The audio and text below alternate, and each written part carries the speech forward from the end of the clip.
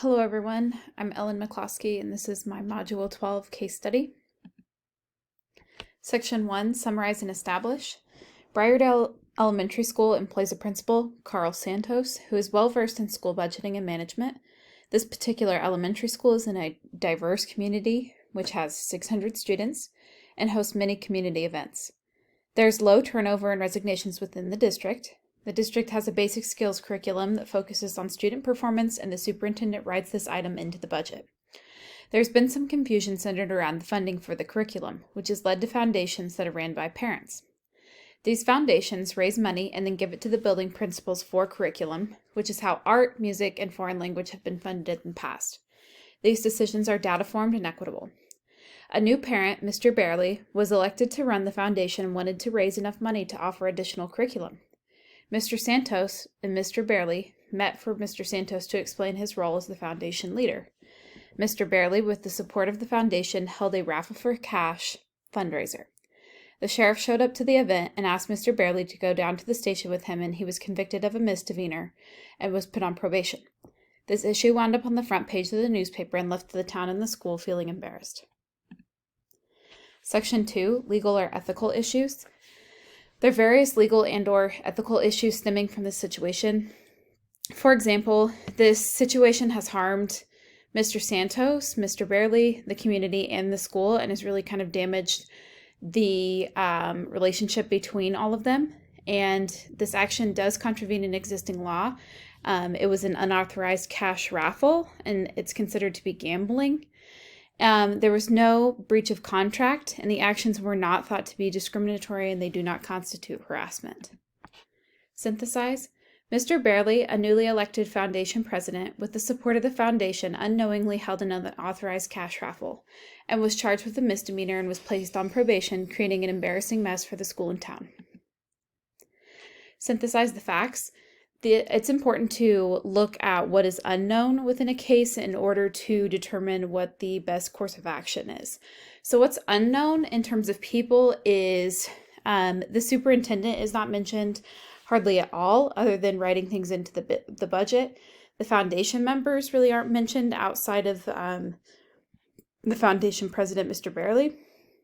The community members aren't mentioned and are also not included in these decisions.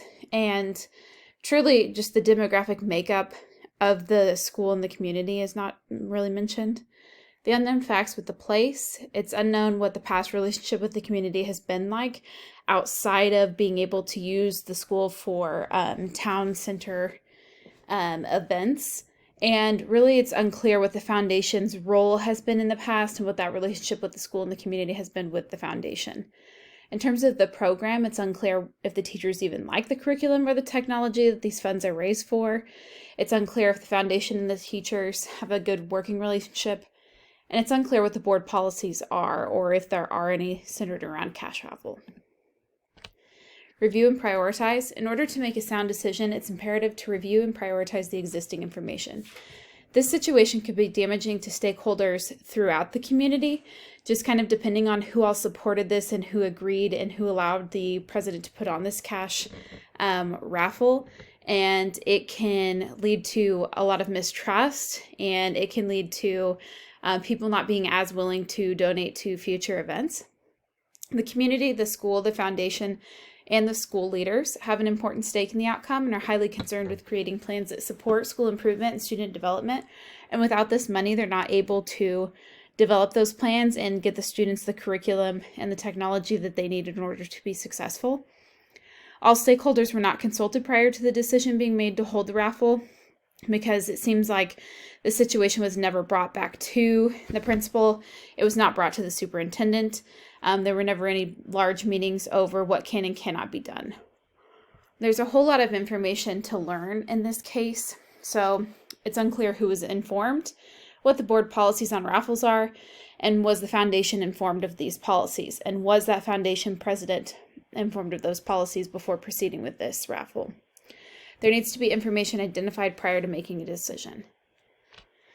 Options and consequences. In order to make the best decision, I must evaluate my options and determine what the possible consequences are to develop the best possible plan that supports schools and student development. I could choose to do nothing or take no action. I could meet with the superintendent and other stakeholders to determine whether or not the board policies on raffles were made clear to Mr. Barely prior to meeting with him. I could meet directly with Mr. Barely or talk directly with the stakeholders. I could call for the end of the foundations and fundraising, and I could let it be handled only through law enforcement. Evaluating those options, the pros and cons in each decision must be explored prior to settling on a decision that advocates for student needs.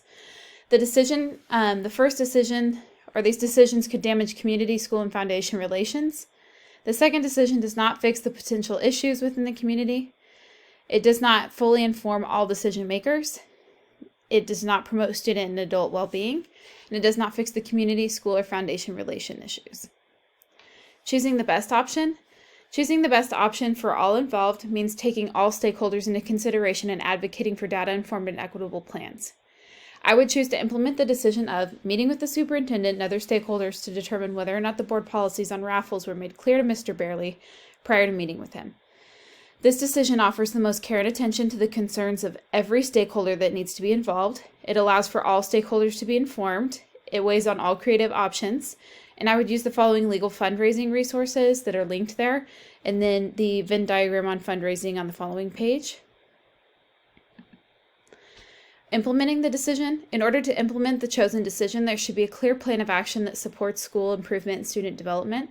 First, I would meet with the superintendent to determine the best plan of action and determine whether or not they met with Mr. Barely to discuss board policies. The superintendent will state the facts, but they could refuse to meet with me and ask that I handle it alone. Then I'll meet with other stakeholders, the foundation and the superintendent to gather facts and determine whether or not anyone met with Mr. Barely to discuss these board policies. The stakeholders will state the facts, but they could state that they fully informed Mr. Barely of the board policies. Next, I will meet with Mr. Barely to discuss the matter, whether he was fully informed or not. Mr. Barely could be extremely angry and cannot be receptive to some of the feedback that we have just kind of based on where the additional information leads. And finally, I'll create something to release to the community and school in order to remedy the situation and hopefully restore those relationships that have been broken. The community and the school could choose to be angry about the situation and feel like it was not handled properly.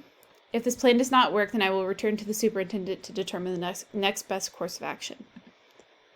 These are the references that were used throughout the presentation. Thanks for watching.